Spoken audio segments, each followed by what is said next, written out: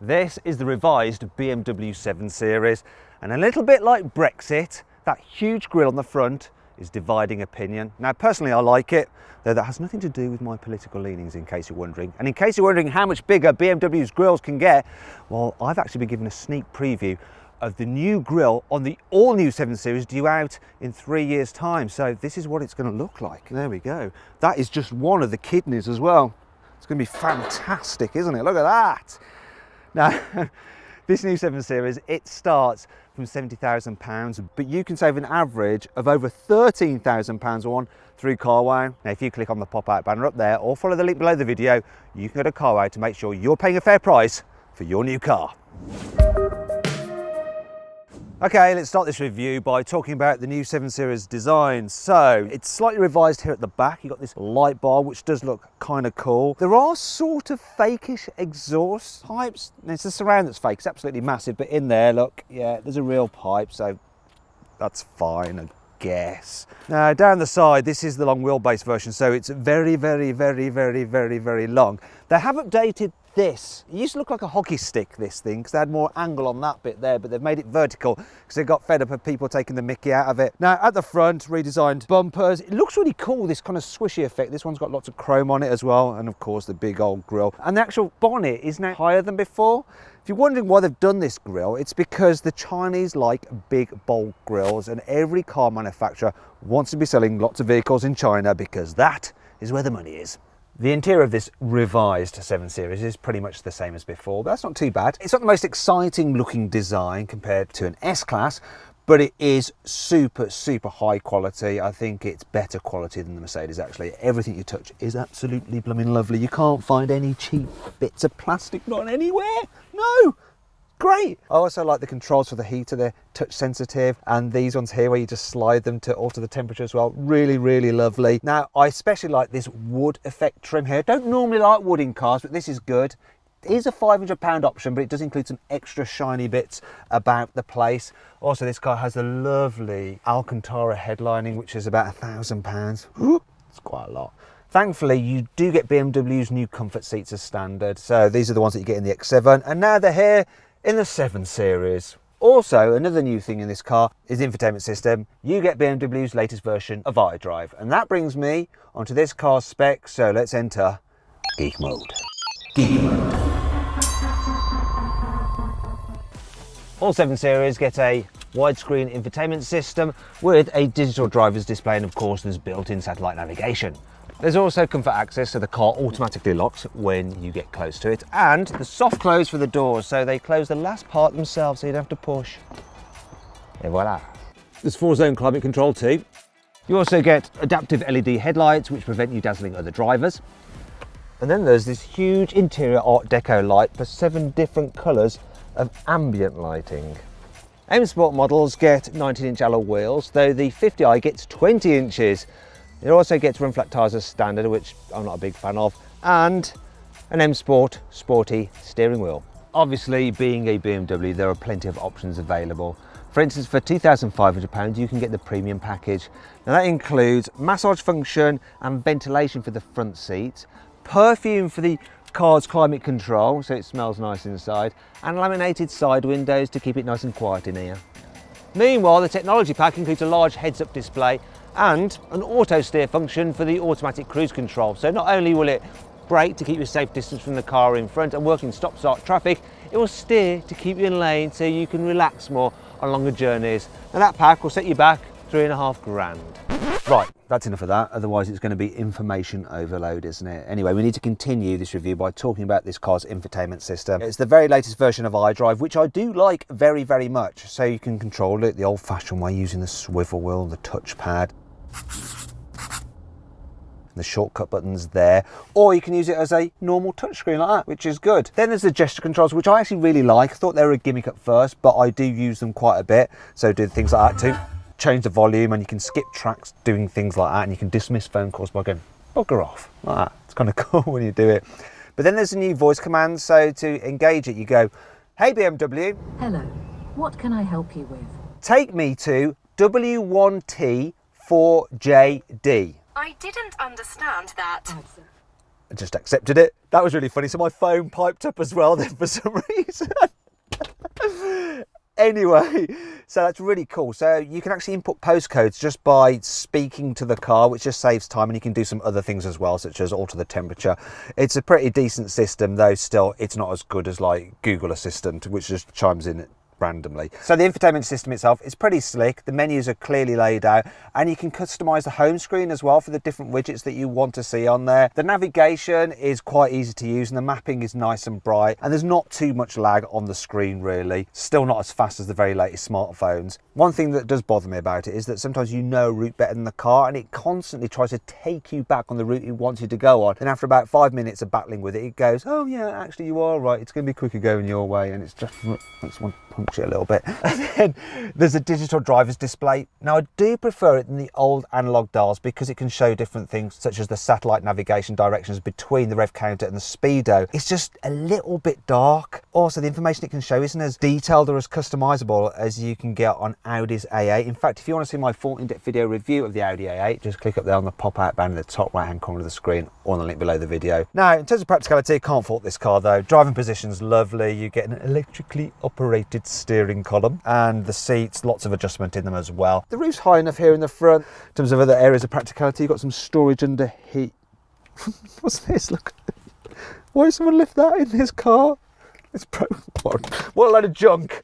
There's a USB-C input there, which is a bit annoying because most people have the normal USB attachment and then the C to go into their phone, so you have to have the C to C. Anyway, enough of that. There's also decent sized door bins. I like this. This feels nice and expensive, the way you open that up there, and you've got cup holders, and they're not so deep that you get into a problem with the smaller ones where it starts like lifting the lid off the coffee cup. And this car has wireless charging for your mobile phone, which I absolutely love, though there is a normal USB connection there as well if you don't have it. Other areas of storage, so there's room for a small bottle.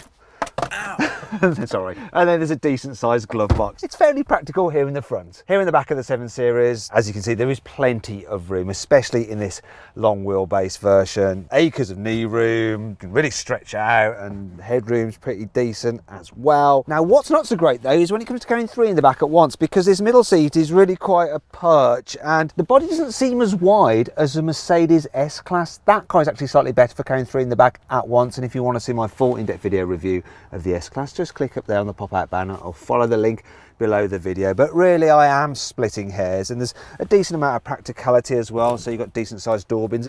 There's USB inputs there, 12 volt socket. See, even look, this one's got a CD player here and some HDMI input and some more USB-C inputs there. So once again, they're all USB-C, so you're gonna have to buy some new cables. It even has a rear ashtray, which kind of sums up the type of people who will be sat back here. Think over 60, rich, cigar smoking. That's smoking a cigar, by the way. Didn't mean anything else by it. Right, now they will be especially comfy if they upgrade to the rear comfort seat package, which is £6,000. And what that includes are huge TV screens for both rear passengers, and you can control the iDrive system through this if you want to, so it's just the same as the system in the front. And then there's this, you can pull this down, you get some storage under there, and there's also some cup holders down here. That's not the interesting bit though. The interesting bit is that you have reclining, massage, heated and cooled rear seats, which is lovely. The rear comfort seats also include these lovely pillows for your headrests. Oh, they're super comfy. And then there's this little tablet here. Now you can control various functions with this tablet. For instance, I can operate the navigation system. I can move the touchscreen on this to move the map around, which seems absolutely pointless when I can just reach and do it myself.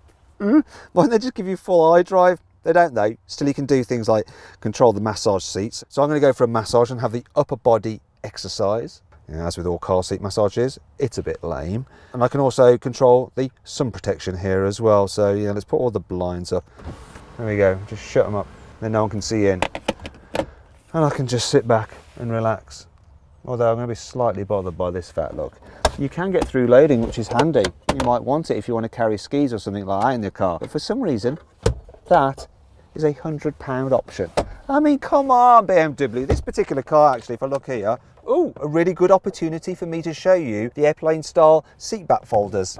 So this particular car is £90,000. You'd have thought they'd have chucked in through loading for free. It's not even worth printing out the invoice for an extra £100, is it? What about if you need to fit a child seat in this car in the rare occasion that they're going to be the back seat passenger? Well, you've got loads of space back here, which is great, so it's easy to get the seat in. The issue is the ISOFIX covers, so there's zips, so it's a bit of a faff to operate these zips. They're hard to pull down to then get to the ISOFIX anchor points. You then end up bodging the seat into the actual leather and it can damage it. But once you've got the seats in, you can fit them in no problem at all without having to move the front seats forward. You can fit 2 child seats in the back and just about squeeze an adult between them for shorter journeys if you absolutely have to. I forgot to show you this actually. Huge rear vanity mirrors, so the fat cats can admire themselves, and I particularly like the damping effect. It's weirdly satisfying. Finally, we come to the 7 Series boot. You get an electric tailgate as standard, which you should do on a car at this price. Being a saloon, it's not as practical as an estate car, of course, but this has a fairly big boot. It's ever so slightly bigger than a Mercedes S-Classes and an Audi A8 by about 5 litres.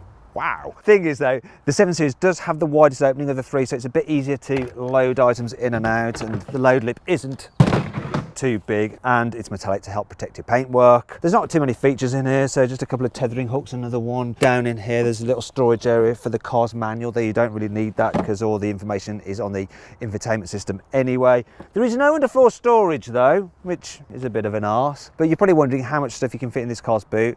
Well, there's room for 2 large suitcases, 2 small suitcases, and 2 or 3 soft bags. You'll be able to fit a set of golf clubs in there, no problem at all. In fact, you'll be able to fit about 4 sets in there. You can also fit a pushchair in there, and there is room for a bike, but you will have to remove both wheels. Reason being, you can't fold down the rear seats in this car at all, which is a bit annoying, and that brings me on to 5 other annoying things about the BMW 7 Series. You can unlock the car if you've got an Android phone, but it doesn't work with an Apple phone. Yet while you get Apple CarPlay for the car's infotainment system, it doesn't have Android Auto. So BMW sort of want you to have 2 phones. When you fold down the central armrest, it actually pushes against the central seatbelt buckle and leaves an indentation in your soft merino leather. That would really do my head in. You have to be careful how you hold the door handles because their design means that sometimes they can pinch your finger, look. Ah, you f***ing bastard! This slightly naff badge here is there to say that this car has a carbon core to help keep the weight down, though it still weighs around 2 tons. In fact, I think the only real bit of carbon in the core is this silly badge. The rear infotainment screens look like removable tablets, so an opportunist thief is going to come along, smash your window, rip it off the back of your chair, and then the whole thing's broken. They lose, you lose, everyone loses. It's just a losing situation. Thankfully, this car has plenty of cool features to help make up for all this. Here's 5. Using this special key, you can control the car by remote control, so you can actually make it reverse into a tight parking space, all very simple, and it'll just roll backwards like that. Brilliant. Or you can make it come out of a tight parking space by doing the opposite thing and making it go forward. Let's say you're driving through an underground car park. It's really tight and you're navigating the pillars, as illustrated there by that tall gentleman. Yeah, that's gonna be a nightmare to get out of, isn't it? Well, don't worry, because the car actually remembers your last 50 metres of steering input. So when you put the car into reverse and then press the reversing assistant button, it plays your steering in reverse. Look, am I gonna drive over that man? No, the car will automatically steer me round, so he doesn't need to worry. Ah, brilliant. By pressing this button here, you can raise the car up on its standard air suspension, so you've got more ground clearance, which is great for driving over curbs or plebs. You can get the car with laser lights. They have a beam of up to 600 metres and can take out a Death Star. Wow. The 360-degree camera mode actually has a graphic of the car. It's a bit like a computer game, and you can just look all the way around the car. It's quite incredible, and if you want, you can control it with gesture controls as well. Look, swivel, swivel, swivel, swivel, swivel. The BMW 7 Series is available with quite a wide choice of engines, so bear with me while I explain them to you. So there's the petrols. The 740i has a 3-litre straight-six turbocharged engine with 340 horsepower. Then there's the 745e, which is a hybrid, and it has a 2-litre turbocharged petrol engine with 2 electric motors and 286 horsepower. And then there's the 750i, which has a 4.4-litre V8 with 530 horsepower. Then the 760li, which has a 5-litre V12 with 585 horsepower. Moving on to the diesels, there's this 730D, which has a 3-litre straight-six diesel with 265 horsepower. Then the 740D, which has a similar engine, but with some more turbochargers thrown in for good measure, and 320 horsepower. Now, all models are available with xDrive all-wheel drive, apart from the 740i, which is rear drive only. But all cars do get an 8-speed automatic gearbox as standard. So this particular car is a 730D long wheelbase. Now, the list price of this particular 730LD is £74,000. So I put this car's details into the CarWow configurator, and I've got an offer back from one of our trusted dealers for £58,000. So that's a saving of 16 grand, which is insane. In fact, if you click up there on the pop-out band in the top right-hand corner of the screen, or follow the link below the video, you can try our configurator, and it's worth just doing for fun on big expensive cars like this to see what kind of savings you can get. Or if you're actually looking at buying a car, you should do it anyway to just check the price you're paying is right. This 7 Series is super comfy to drive in town. So you get adaptive air suspension as standard, and not only do you have a comfort mode, you have a comfort plus mode where everything gets even more relaxed. It soaks up bumps brilliantly. Maybe the air suspension in Audi A8 is even better, but I'm splitting hairs. Now, this car has a turning circle rather similar to an Audi A8, so it's rather similar yet again to an oil tanker. This thing's over 5 meters long, so it's not going to be the most maneuverable. However, you can fit it with rear wheel steering, which does actually reduce the turning circle by 1 meter, which is well worth it, and then it makes it far more manageable in town or tight underground car parks. Still, the steering is nice and light, so that's never a problem, and the gearbox is nice and smooth as well. What's it like to park though? Well, there's a space there. I'm going to see if I can fit in it, but I'm going to have to go all the way up here to turn round because I can't do it in this space. So just bear with me, caller. Okay, here comes the parking space, but I don't want to struggle. I'm going to use the car's tech, so I'm going to use the park assistant. So it's surveying, looking for a space. Is he going to find one? Yeah, it's found one. So I'll just press that button there, and the car should just do everything. I'll just lift off the accelerator and the brakes and the steering, and it just does its thing. I can monitor on the screen. It's a bit of a tight angle.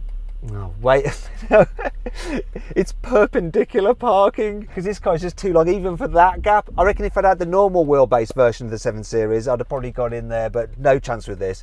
Yeah, if you have the long wheelbase version, you are just going to be looking for a parking space for quite a long time. Also, if you are parking yourself, it's quite annoying that you can't set the back window when it's raining because there's no window wiper. Also, there's a few blind spots such as the side pillars. That was a bit of a pointless exercise. Let's carry on with the rest of the review. There is one advantage to the rear drive version, and that's when you turn the stability control off, you can behave like a bit of an imbecile. Yeah, I'm sure your VIP is going to love this.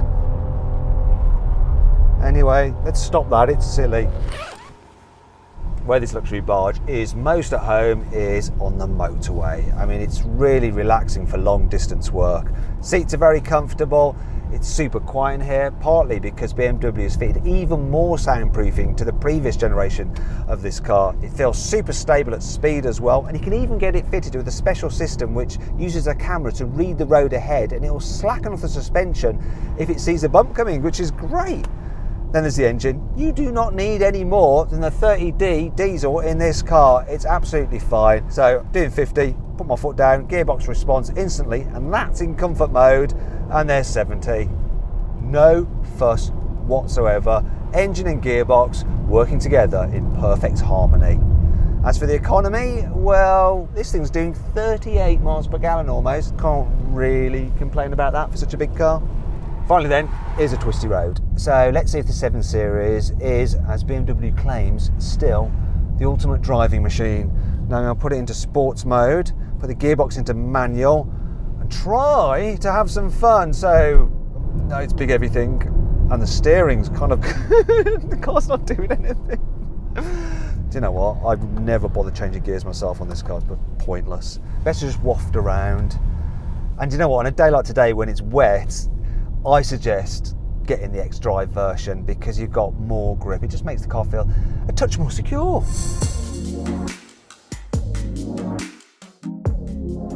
So then, what's my final verdict on the BMW 7 Series?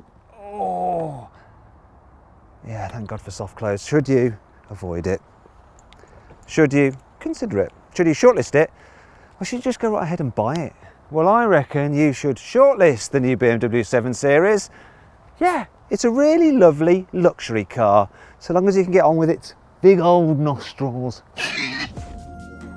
Do you agree with my verdict? Let me know in the comments section. Also, please subscribe to this channel for more videos, and if you click on the deals box to the right, you can see how much you can save on a new car at CarWow. Or click on the video windows below to watch another of my videos.